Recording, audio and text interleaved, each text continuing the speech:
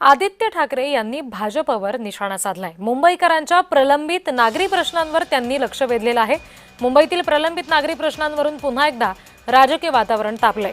आदित्य ठाकरे यांनी महापौर आणि भाजपवर जोरदार निशाणा साधलाय। एक्सपोस्टद्वारे त्यांनी टीका केलेली आहे।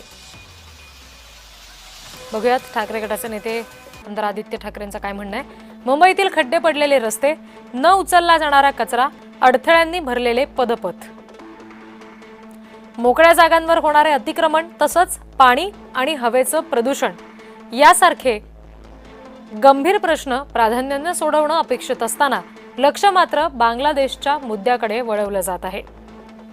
त्यांनी पुढे प्रश्न उपस्थित केले आहेत की जर बांगलादेशी घुसखोरी झाली असेल तर ते भारतात कसे आले?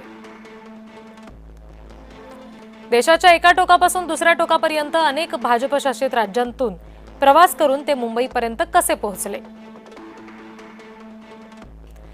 मोठ्या प्रमाणात घुसखोरी झाली असेल तर ती रोखण्यात किंवा संबंधितांना ओळखून कारवाई करण्यात केंद्र आणि राज्य सरकार अपयशी ठरलं का?